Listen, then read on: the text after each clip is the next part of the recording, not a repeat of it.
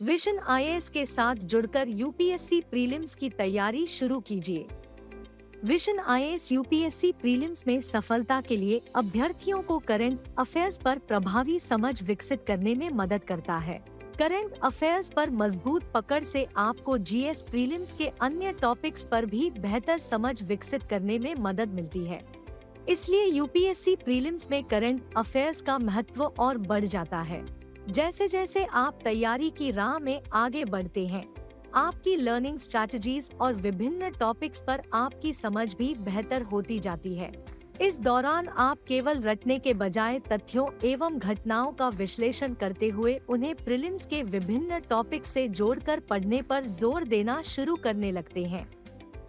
UPSC की तैयारी के दौरान प्रीलिम्स एग्जाम में बेहतर प्रदर्शन करने के लिए बार बार रिवीजन करना एवं इंफॉर्मेशन को याद रखना बेहद महत्वपूर्ण हो जाता है। प्रीलिम्स 2024 के लिए एक साल के करंट अफेयर्स को 60 घंटों में रिवाइज करने, विश्लेषण करने एवं उस पर प्रभावी समझ विकसित करने के लिए हमने PT 365 प्रोग्राम शुरू किया है। इस प्रोग्राम से आपको प्रीलिम्स की बेहतर ढंग से तैयारी हेतु एक इंटीग्रेटेड अप्रोच एवं लर्निंग आउटकम्स को हासिल करने में मदद मिलेगी। इनोवेटिव और सुनियोजित अप्रोच के साथ डिजाइन किया गया PT 365 प्रोग्राम आपकी तैयारी को कई तरह से आसान बना देता है, जैसे करंट अफेयर्स की कॉम्प्रिहेंसिव कक्षाओं में जीएस प्रीलिम्स के नजरिए से महत्वपूर्ण टॉपिक्स और विषय पर जोर दिया जाता है। स्मार्ट तरीके से रिवीजन के लिए हाई क्वालिटी एवं सुनियोजित रूप से डिजाइन किया गया PT 365 मटेरियल उपलब्ध कराया जाता है। अभ्यर्थियों की समझ का आकलन और उसे बेहतर करने के लिए हर सेक्शन के अंत में स्मार्ट क्विज को शामिल किया जाता है। PT 365 प्रोग्राम आपकी रिवीजन स्ट्रैटेजीज एवं याद रखने की क्षमता को बढ़ाता है। हमने इस प्रोग्राम को इस तरह से डिजाइन किया है कि आप तथ्यों को लंबे समय तक याद रख सकें और उन्हें रिकॉल कर सकें, क्योंकि यह सब यूपीएससी प्रीलिम्स के विशाल सिलेबस को प्रभावी ढंग से समझने एवं तैयार करने के लिए बहुत जरूरी होता है। PT 365 प्रोग्राम के तहत 1-to-1 mentorship, unit preparation plan और आवश्यकतानुसार मार्गदर्शन की सुविधा उपलब्ध कराई जाती है। इससे अभ्यर्थियों को प्रीलिम से संबंधित तनाव एवं चिंता को दूर करने में मदद मिलती है, जिससे एग्जाम में उनका परफॉर्मेंस बेहतर हो जाता है। PT 365 प्रोग्राम से जुड़कर अपनी सफलता की राह में मजबूती के साथ आगे बढ़िए और अधिक जानकारी या रजिस्ट्रेशन के लिए हमारी वेबसाइट विजिट कीजिए। किसी भी अन्य प्रकार की जानकारी के लिए हमें कॉल कीजिए या हमें मेल कीजिए enquiry@visionis.in। हमारे साथ यूपीएससी में सफलता की राह पर आगे बढ़े। Good evening everyone. आज हम लोग राज्य की कार्यपालिका टॉपिक समाप्त करेंगे, है ना। राज्य की कार्यपालिका छोटी टॉपिक है क्योंकि हम लोग संघ की कार्यपालिका डिटेल में कर चुके हैं, ठीक है। हाँ बोलिए। अच्छा देखिए, पिछले क्लास से सवाल पूछ रहे हैं कि किचन कैबिनेट, तो ये सब वर्ड यूज किया जाता है। क्या किचन कैबिनेट शब्द संविधान में कहीं लिखा हुआ है, किसी कानून में लिखा हुआ है? नहीं। जब जो प्रधानमंत्री हैं काफी मजबूत रहते हैं, तो 3-4 जो मंत्रिमंडल में उनके जो करीबी हैं वही लोग डिसीजन लेते हैं सारा, है ना। 5-6 लोग जो होते हैं वही डिसीजन लेते हैं, उसी को किचन कैबिनेट बोल देते हैं, सुपर कैबिनेट बोल देते हैं। हाँ, ठीक है। अब आते हैं राज्य की कार्यपालिका पे। ये आपको भारतीय संविधान के भाग किसमें होगा? 6 में। 5 में हम लोग संघ की कार्यपालिका देख चुके हैं। आजकल से आपको याद करने नहीं है, यूपीपीसीएस में करना पड़ता है, यूपीएससी में आपको आवश्यकता नहीं है। वहां पे जो संघ की कार्यपालिका में राष्ट्रपति, प्रधानमंत्री, मंत्रिपरिषद, महान्यायवादी था, यहां कौन होगा? राज्यपाल, राष्ट्रपति की जगह राज्यपाल, प्रधानमंत्री की जगह मुख्यमंत्री, मंत्रिपरिषद यहां भी है, और महान्यायवादी की जगह महाधिवक्ता। ये बताइए सेम मॉडल क्यों दिख रहा है? क्योंकि दोनों जगह संसदीय प्रणाली है, ब्रिटिश मॉडल हम लोग दोनों जगह फॉलो करते हैं। हम लोग शासन में ब्रिटिशर्स चूंकि यहाँ शासन करके गए हैं, उनका मॉडल फॉलो करते हैं, बस एक चीज छोड़ के, वो है हम लोग वो एकात्मक प्रणाली अपनाते हैं, हम लोग संघात्मक, है ना। हम बताए थे जब शक्ति का विभाजन वहां नहीं है 2 स्तर पे, यहाँ पे 3 स्तर पे शक्ति का विभाजन है। मूल संविधान में 2 स्तर पे शक्ति का विभाजन था। संघात्मक प्रणाली के साथ दोनों ही स्तर पे क्या है? संसदीय मॉडल अपनाया है। राज्यपाल, इसमें प्रत्येक राज्य, आर्टिकल 153 में क्या है? प्रत्येक राज्य के लिए एक राज्यपाल होगा। लेकिन बहुत बार देखा गया कि भैया कम ही राज्यपाल से काम चला लो, है ना, तो यूपी बंगाल वाले को बिहार का भी दे दिया गया। ठीक है, तो 7वां संविधान संशोधन करके 1 से अधिक राज्य के लिए एक राज्यपाल किया जा सकता है। नियुक्ति कौन करेगा? राष्ट्रपति। योग्यता क्या है? भारत के नागरिक, 35 वर्ष उम्र, है ना, मैं बन सकता हूं राज्यपाल, है ना। इसके अलावा एक परंपरा है, संविधान में कहीं उल्लेखित नहीं है, इसलिए परंपरा लिखा हुआ है, मार्क कीजिए यहाँ पे, ऐसे खींचिए, लिखिए संविधान में उल्लेखित नहीं, संविधान में उल्लेखित नहीं।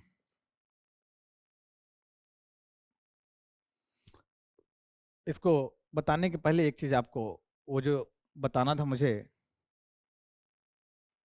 वो समझा दूं। जो विधि होता है, कानून होता है, 2 प्रकार के होते हैं। एक होता है मूल विधि, इसको क्या बोलते हैं?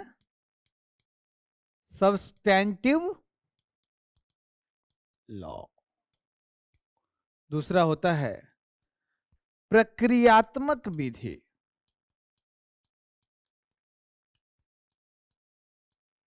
उसको इंग्लिश में क्या बोल देंगे? Procedural.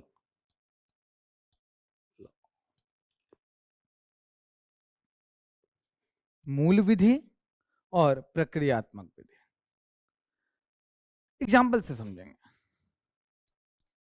IPC, Indian panel code 1860, इसमें क्या है कि भाई तुमने मर्डर किया, मर्डर को डिफाइन कर दिया, अटेम्प्ट टू मर्डर को डिफाइन कर दिया, ये सजा होगा, ये बता दिया। सजा कैसे मिलेगा वो बात नहीं बताया। लिखा है कि सजा 3 से 7 वर्ष, मान लो 7 से 14 वर्ष के बीच में मिलेगा। कल्पेबल होमिसाइड, सब चीज को डिफाइन कर दिया गया है। ये सब भी बता दिया गया है। ऐसे बता दिया गया है कि कोई व्यक्ति झाड़ी में छुपा हुआ है और मुझे पता नहीं है कि गन से, मतलब मुझे बोला गया कि वहाँ खरगोश है और कोई मुझसे गोली मरवा दिया, व्यक्ति का डेथ हो गया, तो उसमें वो व्यक्ति पे चलेगा क्या?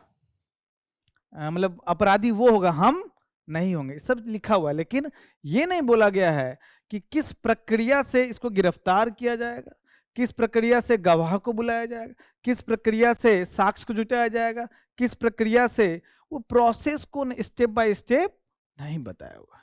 अगर बताए तो जो आईपीसी इतना मोटा है इतना मोटा हो जाएगा। समझ रहे हो? इसी को बोलते हैं मूल कानून। अब प्रक्रिया कहां होगा? सीआरपीसी क्रिमिनल प्रोसीजरल कोड 1973 है। इंडियन एविडेंस एक्ट 1872 है। भाई तुम प्रक्रिया बोल दिए, इस प्रक्रिया से एफआईआर होगा, इस प्रक्रिया से गिरफ्तारी होगा, इस प्रक्रिया से मजिस्ट्रेट के पास जाओगे, स्टेप बाय स्टेप बताओ। उसी प्रकार से स्टेप बाय स्टेप भाई साक्ष्य कैसे जुटाओगे? कोई नदी में फेंक दिया, कैसे वहां ले जाएंगे? इतने गवाह होने चाहिए, चाकू को उठाएंगे, डीएनए सैंपल लेंगे, सब साक्ष्य जुटाने के लिए इंडियन एविडेंस एक्ट प्रक्रिया है। ठीक है?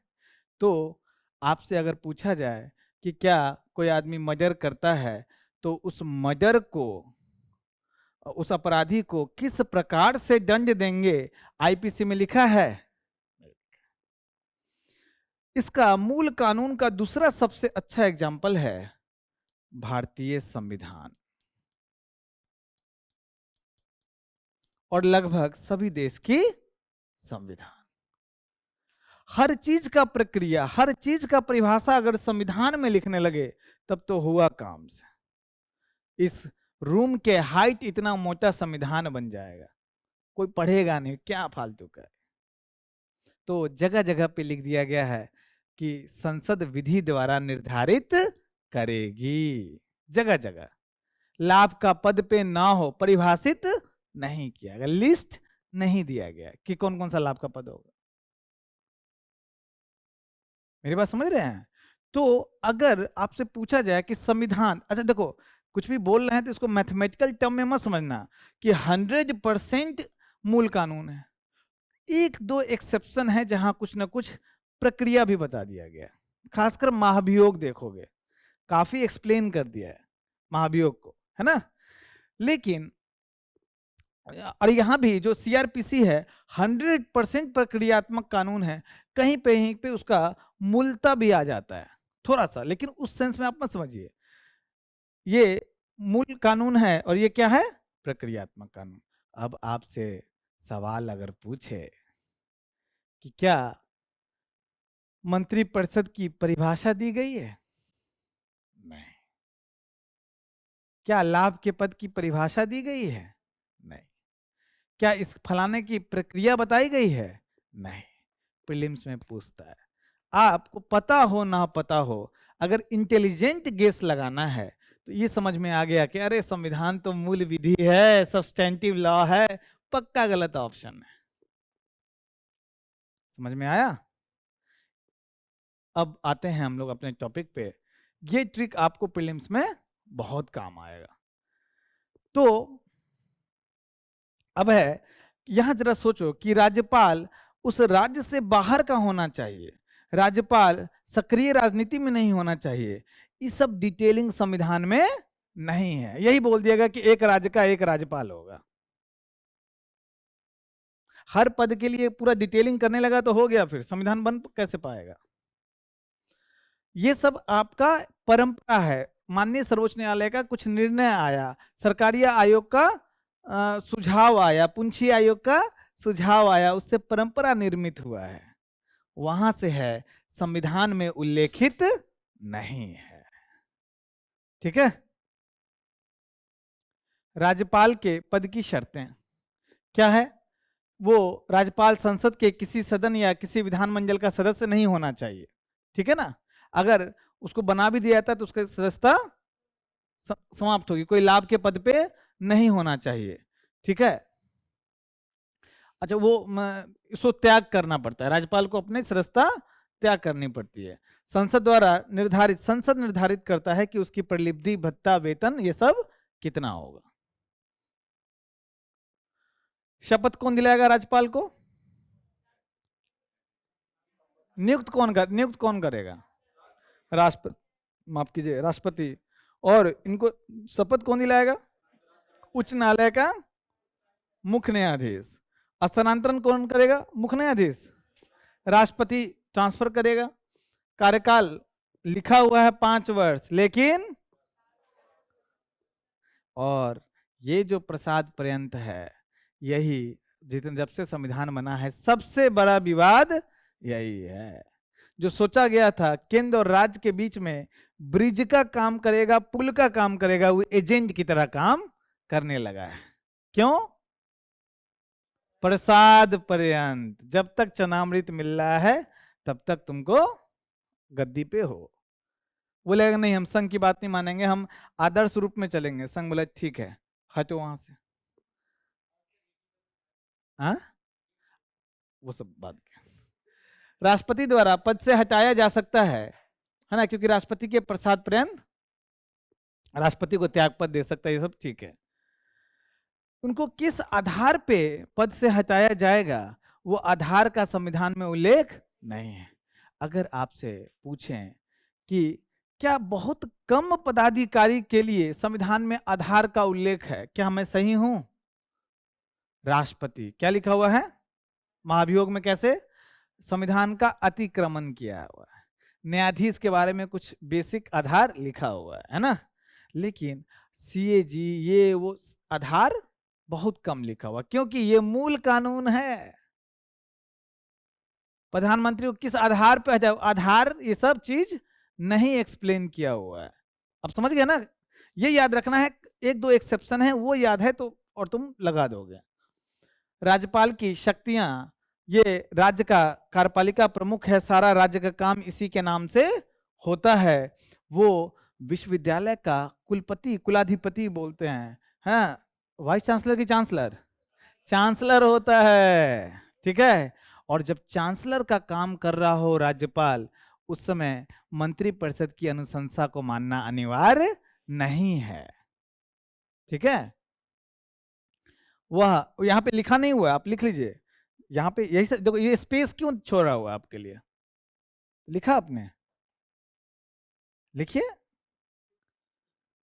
तो यहाँ लिखिए कि जब वो इसका काम कर रहा हो चांसलर का, तो मंत्रिपरिषद की अनुशंसा मानना अनिवार्य नहीं है। उसके बाद मुख्यमंत्री के साथ जो राष्ट्रपति का रिलेशनशिप है प्रधानमंत्री के साथ, वही रिलेशनशिप इनका मुख्यमंत्री और मंत्रिपरिषद के साथ होगा, ठीक है। ये मुख्यमंत्री को नियुक्त करता है, साथ में किसको नियुक्त करता है? मंत्रिपरिषद को। लेकिन किसको क्या पोर्टफोलियो मिलेगा, कौन निर्धारित करेगा? मुख्यमंत्री। किसी को अगर कोई मंत्री है उसको अगर पद से हटाना है, तो जब तक मुख्यमंत्री बोलेगा नहीं तब तक राज्यपाल नहीं हटा सकता है। लेकिन अभी तमिलनाडु में हो गया, ठीक है। तो ये माननीय सर्वोच्च न्यायालय के पास पहुंच चुका है केस।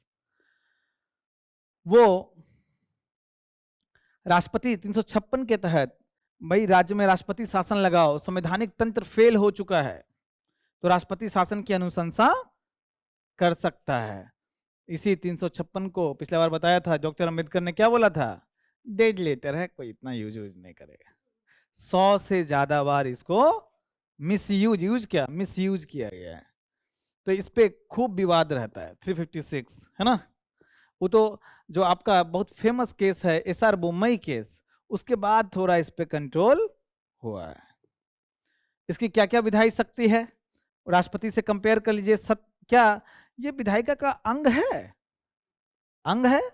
ये राज्यसभा का सदस्य है कि विधान परिषद का? विधान परिषद का या विधानसभा का? किसी का नहीं, सदस्य नहीं है, लेकिन विधायिका का अंग है। लेकिन सत्र को आहूत और सत्रावसान करता है। जब राज्य विधानसभा के अध्यक्ष और उपाध्यक्ष देखो पद रिक्त हो, तब राज्यपाल सदन की कार्यवाही को चलाने हेतु सदन के किसी सदस्य को नियुक्त कर सकते हैं। क्या राष्ट्रपति वाला जो बताए थे सेम है? ये आर्टिकल 213 के तहत अध्यादेश जारी कर सकता है। विधान परिषद में 1/6 सदस्य को मनोनीत करता है। किस आधार पे? साहित्य, कला, विज्ञान, सहकारी आंदोलन और समाज सेवा। सहकारी आंदोलन मूल संविधान के पाठ में नहीं था, 97वां संविधान संशोधन द्वारा जोड़ा। प्रीलिम्स में पूछ सकता है कि 97वां संविधान संशोधन में भारतीय संविधान के किस भाग में संशोधन हुआ? क्या मात्र 6 में? सहकारी 97वां संविधान संशोधन, क्या भाग 3 में संशोधन हुआ? कहां पे हुआ? आर्टिकल 19 में संघ बनाने, सम्मेलन करने, सहकारी ये समिति बनाने, है ना। उसके बाद भाग 4 में संशोधन हुआ, बिल्कुल 4A में संशोधन हुआ, मूल कर्तव्य में नहीं है। क्या भाग 5 में संशोधन हुआ? कहीं नहीं हुआ। भाग 6 में हुआ क्या? हुआ। भाग 6 का पाठ है, इसी में है कि भाई यहीं पे हुआ भाग 6 में कि राज्यपाल किसको मनोनीत करेगा। भाग 7 में हुआ, वो तो निर्देशित है। भाग 8 में हुआ नहीं, भाग 9 में हुआ, भाग 9 भी जोड़ा गया, है ना। प्रीलिम्स में ऐसे ही सवाल आपसे पूछेगा। राज्य विधानमंडल का सत्र ना चल रहा हो तो अध्यादेश, ये सब पता है आपको। सीएजी का जो रिपोर्ट है उसको राज्य विधायिका के समक्ष प्रस्तुत करवाता है। याद रखो, सीएजी सिर्फ संघ की कार्यपालिका के कार्यों ये सब का सिर्फ ऑडिट नहीं करता है, राज्य विधायिका के कामों का भी ऑडिट करता है। वित्तीय शक्तियां क्या है कि भैया हर वर्ष बजट या वार्षिक वित्तीय विवरण प्रस्तुत करवाएगा, ठीक है। धन विधेयक राज्य का इसी के अनुमति के बाद प्रस्तुत होगा, ठीक है। राज्यपाल की सिफारिश के बाद ही अनुदान की मांग की जा सकती है। पंचायत और नगर निगम में जो नगर पंचायत इस सब में के वित्तीय स्थिति को देखने के लिए राज्य वित्त आयोग का गठन करेगा 5 वर्ष पे। और जैसे वहां पे था आकस्मिकता निधि, इसी के कंट्रोल में होता है। कितने प्रकार के निधि हैं संविधान में उल्लेख? संचित निधि आर्टिकल 366 और ए के तहत 366 बी के तहत क्या है? लोक निधि। और 367 के तहत आकस्मिकता निधि, ठीक है। हर एक राज्य का भी ऐसा ही होता है, ठीक है। तो एकदम बिल्कुल उससे मिरर इमेज है ये। न्यायिक शक्ति है क्या राज्यपाल के पास? राज्यपाल के पास न्यायिक शक्ति है। संबंधित क्या क्या न्यायिक शक्ति जरा बता दो। न्यायालयों के न्यायाधीश की नियुक्ति क्या राज्यपाल करता है? उच्च न्यायालय के न्यायाधीश की नियुक्ति कौन करता है? राष्ट्रपति करता है, लेकिन उसकी नियुक्ति में राज्यपाल से परामर्श लिया जाता है। ये संविधान में लिखा हुआ है, ठीक है। वह संबंधित राज्य के उच्च न्यायालय के परामर्श से जिला न्यायाधीशों की नियुक्ति, जो पदस्थापन, पोस्टिंग और पदोन्नति करता है। किसकी? जिला न्यायाधीश, जो डिस्ट्रिक्ट जज होते हैं। हर एक जिला में एक डिस्ट्रिक्ट जज होता है। जब वो सिविल मामला देख रहा होता है तो उसको डिस्ट्रिक्ट जज बोलते हैं, जब वो आपराधिक मामला देख रहा है तो उसको सत्र न्यायाधीश बोलते हैं, ठीक है। तो उसकी नियुक्ति कौन करता है? राज्यपाल। किसके परामर्श से? उच्च न्यायालय के। लेकिन उस डिस्ट्रिक्ट जज के अलावा जो अन्य जज है, भाई डिस्ट्रिक्ट जज आप देखेंगे जब आगे हम न्यायपालिका पढ़ाएंगे अगले क्लास में, तो उसमें 3 ये कम से कम त्रिस्तरीय लोअर कोर्ट्स होता है, सबऑर्डिनेट कोर्ट होता है, सबसे ऊपर डिस्ट्रिक्ट जज होता है। तो वह राज्य के उच्च न्यायालय और राज्य लोक सेवा आयोग के परामर्श से राज्य की न्यायिक सेवा जिला न्यायाधीश के अलावा न्यायाधीशों के लिए नियुक्त करता है। किसके परामर्श से? उच्च न्यायालय और राज्य लोक सेवा आयोग के परामर्श से नियुक्त करता है। क्षमादान की शक्ति, वो नाम वही है, कौन कौन? जो आपका क्षमा, प्रविलंबन, विराम, परिहार, उसका निलंबन।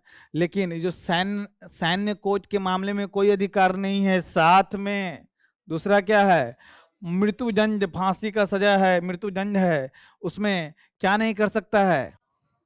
ये उस मृत्युदंड को विराम लगा सकता है, परिहार कर सकता है। मृत्युदंड में कहां उसको अधिकार है? मृत्युदंड में अधिकार है कुछ? कौन बताएगा? मृत्युदंड में है कुछ उसको अधिकार राज्यपाल को? मृत्युदंड नहीं दे सकता है। यहाँ क्षमा की बात चली, बोलते गया कि बचा लीजिए, तुमको 2 बार लटकाया जाएगा।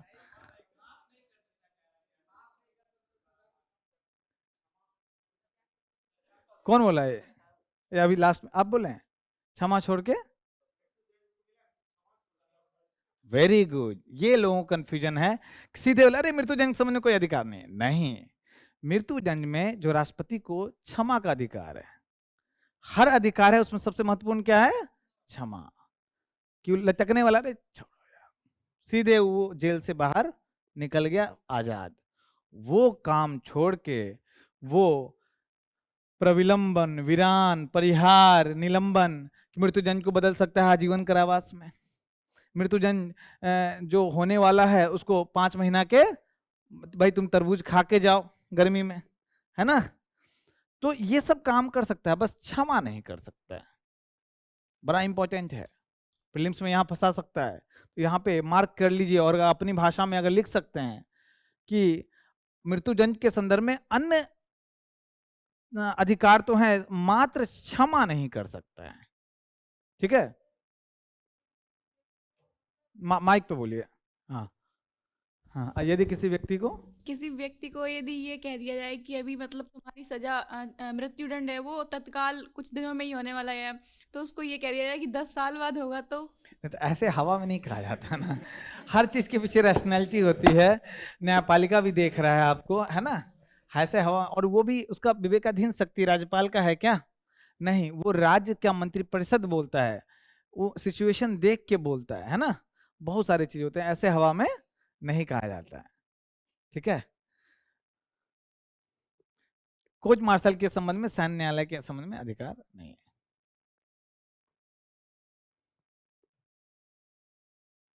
अब देखिए, आर्टिकल 371 से 371 जे के तहत राज्यपाल को अधिकार है आपको। ठीक है, तो विभिन्न राज्य के प्रीलिम्स में ये सवाल नहीं पूछता है, बस एक रीडिंग दे दीजिएगा।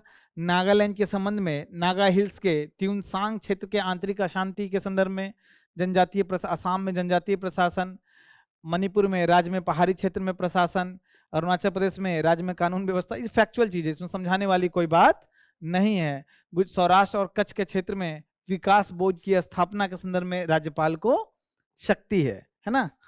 महाराष्ट्र के विदर्भ और मराठवाड़ा के लिए अलग अलग विकास बोर्ड की स्थापना के संबंध में पावर है। जो इंपॉर्टेंट है वो ये है, क्योंकि इसकी खूब चर्चा चल रही है, छठी अनुसूची। आपको आगे के क्लास में हम 5वीं अनुसूची और छठी अनुसूची के बीच में अंतर बताएंगे। हम आपको बोल भी चुके हैं कि कहां से रेफरेंस होता है। भाग 10 के उसमें एक ही आर्टिकल है 244, क्योंकि 243 पूरा कौन खा गया? भाग 9A-B, है ना। भाग 244 आया भाग 10 में।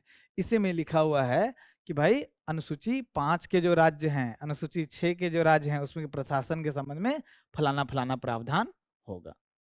ठीक है, तो अनुसूची 5 में कौन से राज्य हैं, 6 में कौन से राज्य हैं, ये सब हम बताएंगे आगे।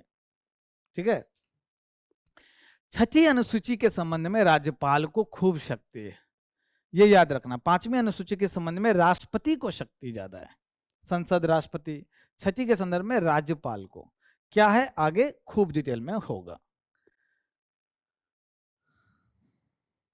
राज्यपाल की विवेकाधीन शक्ति, वो विधेयक पे अनुमति दे सकता है या फिर रोक सकता है, पुनर्विचार के लिए भेज सकता है, एक एक्स्ट्रा मिल जाता है, महामहिम को भेज सकता है। किस मामले में? अगर ऐसा कोई विधेयक है जो उच्च न्यायालय का क्षेत्राधिकार कम कर रहा हो, नीति निर्देशक तत्व के खिलाफ है, संवैधानिक प्रावधानों के खिलाफ है, कहां भेज देगा? राष्ट्रपति के पास। राष्ट्रपति क्या करेंगे विधेयक का? पुनर्विचार के लिए अगर भेजें, अगर रिजेक्ट करना चाहे तो कर देंगे, पुनर्विचार के लिए अगर भेजें और वो फिर से विधायिका पारित करके भेज दे तो राष्ट्रपति पे वो बाध्यकारी नहीं है। ठीक है, संवैधानिक तंत्र की विफलता के मामले में आर्टिकल 356, आर्टिकल 365 का यूज करके राष्ट्रपति शासन के लिए अनुशंसा करते हैं। ये विवेकाधीन शक्ति है जिसका मिसयूज हुआ है। निकटवर्ती केंद्र शासित प्रदेश के प्रशासन के संबंध में वो अपना विवेकानुसार कार्य करता है। इससे क्या मतलब है? निकटवर्ती, मान लो गुजरात का राज्यपाल है, उसको दे दे कि दमन द्वीप भी संभाल लो तुम, है ना। यहाँ पे तमिलनाडु का राज्यपाल है, पुदुचेरी भी देख लो, तो उसमें उसका विवेकाधीन शक्ति होता है। राज्यपाल के पद से संबंधित मुद्दे क्या हैं? तो यही मुद्दे, ये मेंस पॉइंट ऑफ व्यू से इंपॉर्टेंट है, आपको बता दूं।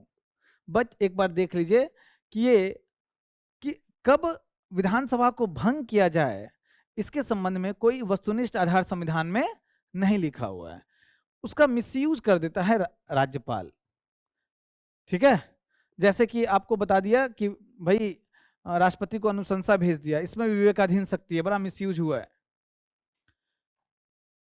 विघटन के लिए राजनीतिक कारणों का हवाला दे देगा, ये सब मिसयूज होता है। राज्यपाल राजनीतिक तटस्थता नहीं बरतता है, जो आशा किया गया था राज्यपाल के साथ।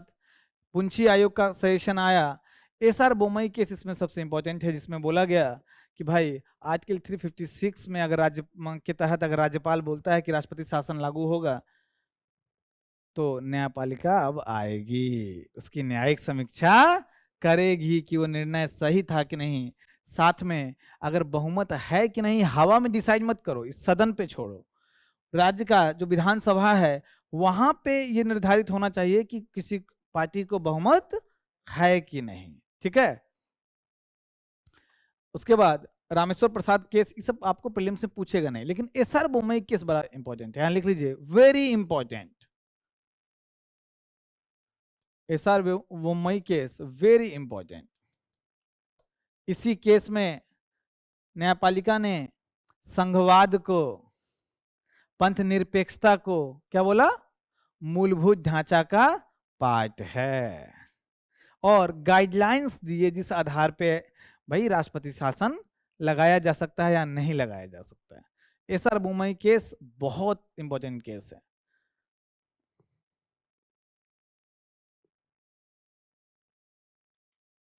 अब आते हैं मुख्यमंत्री। आईना लगा दो, ऊपर प्रधानमंत्री, नीचे मुख्यमंत्री, वही सरकार के वास्तविक मुखिया हैं, वही इसको राज्यपाल द्वारा नियुक्त किए जाते हैं। मंत्रिपरिषद सबको कौन शपथ दिलाता है?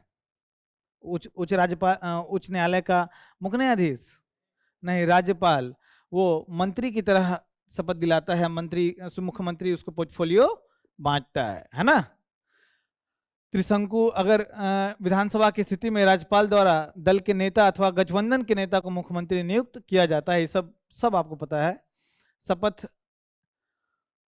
किस आधार पे लेता है ये सब इंपॉर्टेंट नहीं है। कार्यकाल मुख्यमंत्री का निर्धारित है 5 साल, प्रधानमंत्री का निर्धारित है नहीं, जब तक उसको विश्वास, सदन के नेता के रूप में विश्वास प्राप्त है तभी तक है। ठीक है, पद मुक्ति, अच्छा क्या उसको प्रसाद पर्यंत है मुख्यमंत्री, तो क्या कभी भी पद से हटा सकता है राज्यपाल? नहीं, विश्वास जब तक उसको प्राप्त है। राज्य विधायिका उसका वेतन भत्ता निर्धारित करती है। मुख्यमंत्री की शक्तियां सब उसी प्रकार से है जो आपने संघ में पूछा, मतलब पढ़े थे हम लोग। यही सब है कि मंत्रिपरिषद के संबंध में उसकी अध्यक्षता करता है मंत्रिपरिषद का, है ना। उसके मंत्री जो है फेरबदल करता है, किसको क्या मंत्रालय मिलेगा। राज्यपाल को सूचित करता है कि भैया राज्य में क्या काम चल रहा है, क्या मैंने निर्णय लिया है। महाधिवक्ता राज्य लोक सेवा आयोग के अध्यक्ष सदस्यों इस सब की नियुक्ति के संबंध में राज्यपाल को क्या देता है? सलाह देता है। राज्य विधानमंडल के संबंध में सत्र आहूत कब करना है राज्यपाल को, कब उसको सत्रावसान करना है, कौन सिफारिश देगा? मुख्यमंत्री। मंत्रिपरिषद देता है, मुख्यमंत्री आगे बढ़ाता है। इसकी अन्य शक्तियां क्या है? राज्य योजना बोर्ड का अध्यक्ष होता है मुख्यमंत्री, तो इसको आप मार्क कर लीजिए, इंपॉर्टेंट। जैसे प्लानिंग कमीशन या नीति आयोग का अध्यक्ष कौन होते हैं? है ना, अब तो प्लानिंग कमीशन नहीं है, लेकिन कौन होते थे? प्रधानमंत्री, है ना। 1 वर्ष की अवधि के जो क्षेत्रीय परिषद होता है, तो क्षेत्रीय परिषद कितने हैं भारत में? क्षेत्रीय परिषद 5 हैं। उसके अलावा एक कौन है? नॉर्थ ईस्ट परिषद है, वो अलग है। क्षेत्रीय परिषद अधिनियम के तहत 5 परिषद बनाए गए हैं। सभी क्षेत्रीय परिषद के अध्यक्ष कौन होते हैं? गृह मंत्री। उपाध्यक्ष रोटेशन बेसिस पे बनते हैं उस संबंधित राज्य के मुख्यमंत्री। प्रधानमंत्री की अध्यक्षता वाले अंतर्राज्यीय परिषद राष्ट्रीय विकास परिषद का सदस्य होते हैं। आपातकाल के अगर राष्ट्रीय आपात 352 के तहत लग गया तो क्या राज्य का सरकार गिरा दिया जाता है? नहीं, वो केंद्र के एकदम एजेंट के, केंद्र के नियंत्रण में आ जाता है, केंद्र के एजेंट की तरह काम करना है आपको। जो केंद्र निर्देश देगा सब फॉलो करना है ना। राज्य मंत्रिपरिषद, संवैधानिक प्रावधान, संविधान में राज्य मंत्रिपरिषद शब्द उल्लेखित है, बिल्कुल है ना। तो वो आर्टिकल 136 में आपको याद नहीं करना है। ये सामूहिक रूप से विधानसभा के प्रति उत्तरदायी होता है या विधानमंडल के प्रति? विधानसभा के प्रति उत्तरदायी होता है ना। जब तक वहां पे विश्वास है तब तक उसकी सरकार बनी है। वही बात है, मंत्री 6 महीने के लिए, आपको बता चुका हूं, उसको 6 महीना में किसी भी सदन का सदस्यता चाहिए। भले ही विधान परिषद को कोई पावर वावर है नहीं, लेकिन वो बैक चैनल से मंत्री अगर बनाना है विधान परिषद, बड़ा अच्छा तरीका है ना। यहां भी क्राइटेरिया 15% से अधिक मंत्रियों की संख्या नहीं होनी चाहिए, और साथ में जो कम से कम कितना होना चाहिए, 12 होना चाहिए।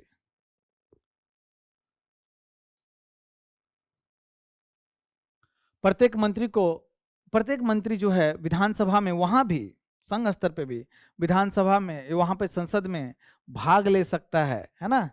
लेकिन अगर वो सदस्य नहीं है तो वोट मत नहीं दे सकता है। बेसिक सब जानते होंगे आपको बोलने। अच्छा बताओ, मंत्री जो नहीं है किसी भी सदन का सदस्य, उसको विशेषाधिकार प्राप्त होगा? संसदीय विशेषाधिकार सदस्य तो है नहीं,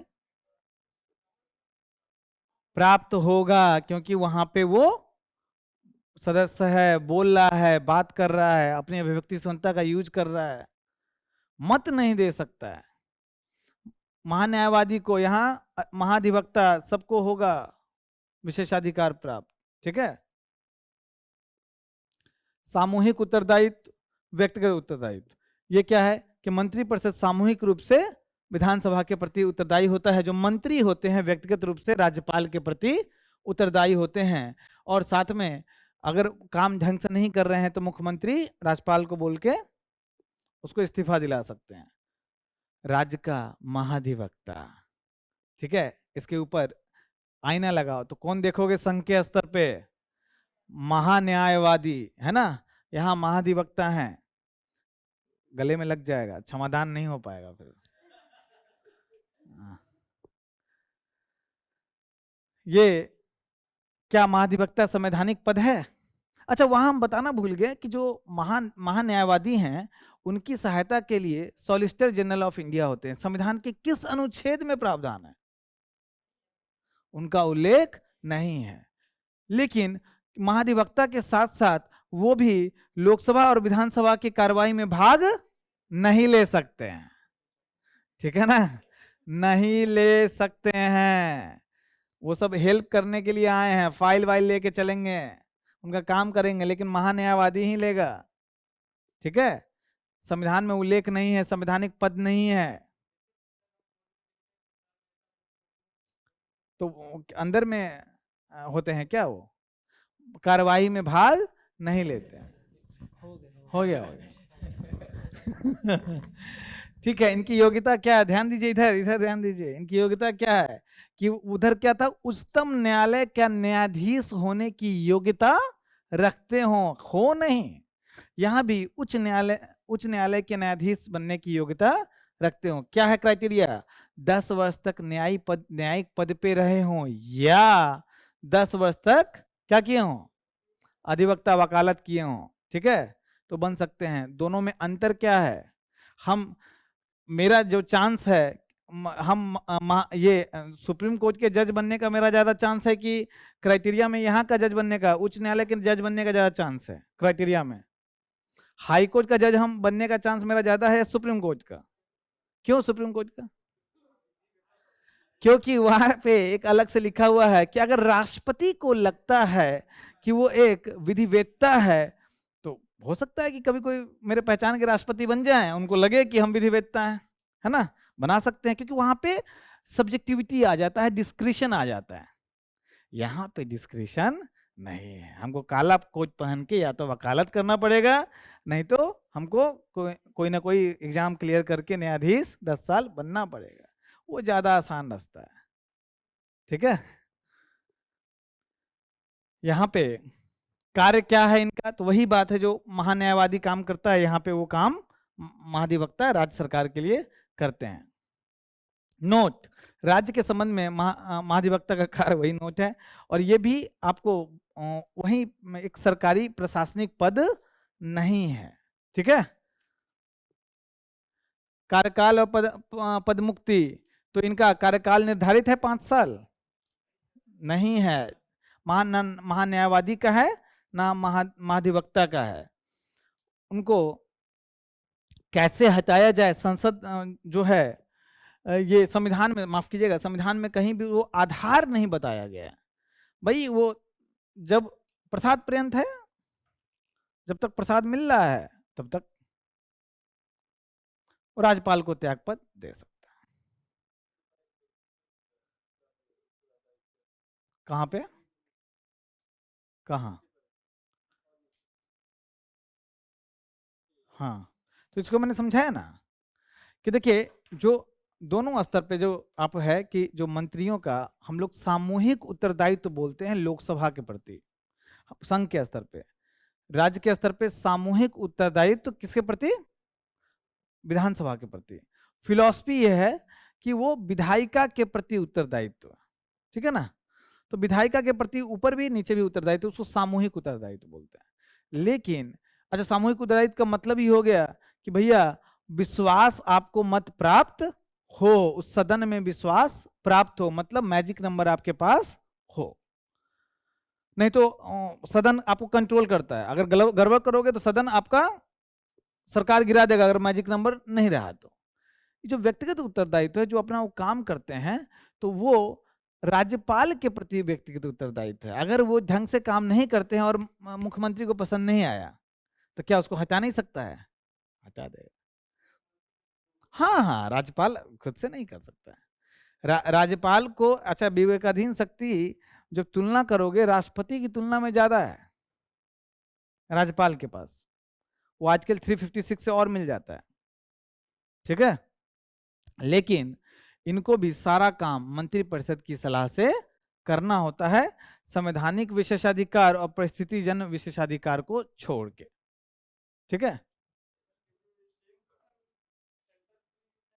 कौन सा? राष्ट्रपति के प्रति उत्तरदायी है, व्यक्तिगत उत्तरदायित्व का सिद्धांत। वहां भी प्रधानमंत्री चाहेंगे तो मंत्री को नहीं हटा सकते हैं, हटा सकते हैं, ठीक है। सवाल देखा जाए,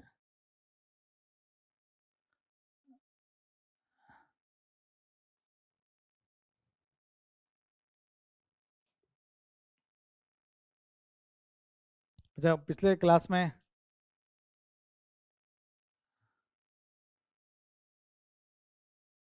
अच्छा, ये वैसे महान्यायवादी का देख लीजिए, ठीक है ना, भले ही संघ से रिलेटेड क्वेश्चन है। भारत का महान्यायवादी और भारत का सॉलिसिटर जनरल ही सरकार के एकमात्र अधिकारी हैं जिन्हें भारत की संसद में बैठक लेने की अनुमति है। सॉलिसिटर जनरल नहीं है। भारत के संविधान के अनुसार भारत का महान्यायवादी अपना त्यागपत्र दे सकता है जब वह सरकार जिसने उसको नियुक्त किया था इस्तीफा देती है, त्यागपत्र दे सकता है। तो इसका आंसर क्या होगा? केवल 2 होगा। याद रखिए, जब हम लोग PYQ एनालिसिस करते हैं तो हम लोग ये भूल जाते हैं कि मेंस का जो क्वेश्चन होता है ना, अब 2019 में पूछा है, ये थीम कब पूछा? ये 22 में। और मैं आगे भी मैं लेके आया हूँ, कहाँ गया दल बदल, हाँ देखो ये किस पे है, ये आपको राज्यसभा पे है ना, 2020 में उसी तरीके का क्वेश्चन किसको समान सकती है 2020 में। तो यहाँ प्रीलिम्स से पूछा, उसका रिफ्लेक्शन मेंस में, मेंस से पूछता है उसका रिफ्लेक्शन प्रीलिम्स में। अगर आप मेंस का भी PYQ लास्ट 10 साल का थीम पकड़ो, उससे उसके अनुसार प्रीलिम्स की भी तैयारी करो, 4 से 5 सवाल तो फायदा होगा। 5 सवाल कम है क्या? कितना मार्क्स हो जाएगा? 10 से नहीं है, गलत होगा तो उसको भी जोड़ो कि सही हो रहा है, 12-13 नंबर का फर्क है, उसी के लिए तो लड़ रहे हो। मेंस के भी क्वेश्चन को आपको थीम पकड़ना है, एक जगह नोट डाउन कीजिए कौन कौन से थीम है और उससे कीजिए, भागना नहीं है। तो देखिए, तो अभी हम लोग भाग 5 और भाग 6 का क्या देखे हैं? कार्यपालिका मात्र देखे हैं। तो नेक्स्ट क्लास में क्या होगा? भाग 5 और भाग 6 का क्या देखेंगे? न्यायपालिका नहीं, विधायिका। उसके बाद न्यायपालिका। ठीक है, चलिए।